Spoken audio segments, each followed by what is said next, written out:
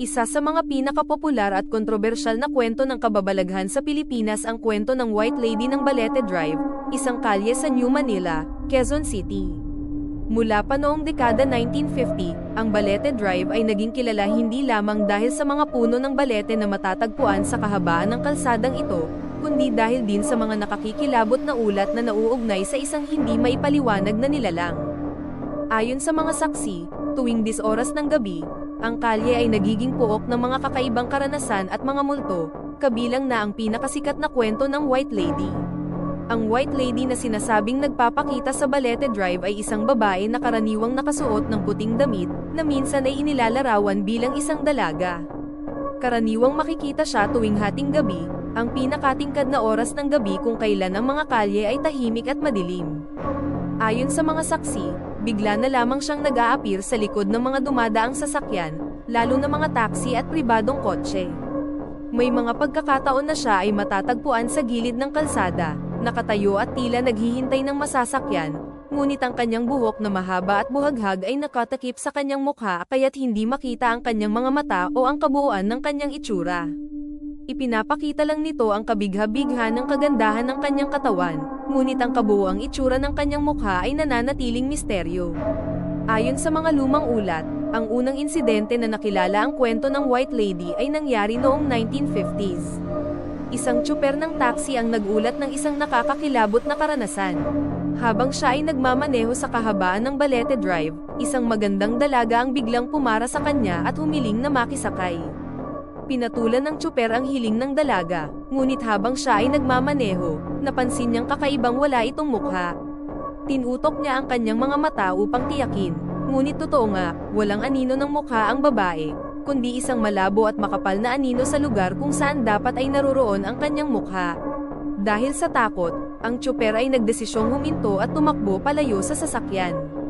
Nang bumalik siya kasama ang mga residente ng lugar upang suriin ang taxi, wala na ang babae at tanging ang malamig na hangin at katahimikan ang naroroon sa loob ng sasakyan. Iyon ang unang insidente na nagbigay buhay sa kwento ng White Lady ng Balete Drive. Mula noon, nagsimula ng kumalat ang mga kwento tungkol sa kababalaghan at ang misteryosong nilalang na matagal nang nananahan sa madilim na kalsadang iyon.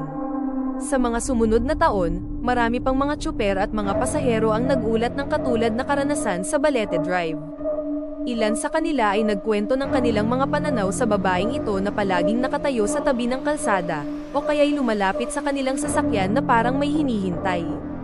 May mga ulat din na sinasabing ang White Lady ay nagmumulto hindi lamang sa mga taxi kundi pati na rin sa mga pribadong sasakyan, at may ilan pang nagsasabi na may mga pagkakataon na ang babae ay umuupo sa likuran ng sasakyan nang hindi nagpapakita ng kahit anong mukha, na nagdudulot ng takot sa mga nagmamaneho. Maraming mga tao ang nagsasabi na ang White Lady ay isang multo na nagmula sa isang trahedya.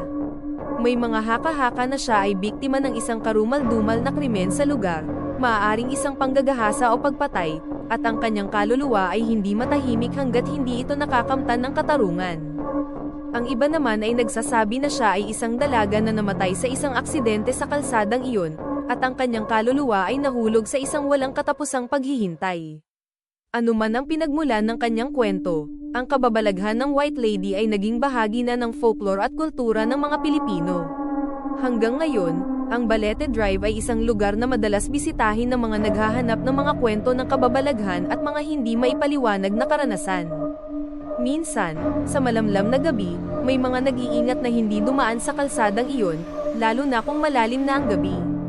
Ang mga residente ng lugar ay patuloy na nag-aalalang baka hindi pa natatapos ang kwento ng White Lady, at ang kanyang kaluluwa ay patuloy na naglalakbay sa Balete Drive, naghahanap ng katarungan o kapatawaran. Sa kabila ng mga takot at kababalaghan, ang Balete Drive ay naging isang simbolo ng hindi malilimutang kwento ng mga kababalaghan sa Pilipinas. Ang mga tsuper, pasahero, at mga residente ng lugar ay hindi makalimot sa kwento ng White Lady, na patuloy na bumabalik sa kanila sa bawat malamlam na gabi, isang paalala ng mga misteryo at kababalaghan na hindi kayang ipaliwanag ng agham. Tapos na po. Kung interesado kayo sa mga ganitong kwento, huwag kalimutang mag-subscribe upang maging updated sa mga susunod na video. Salamat!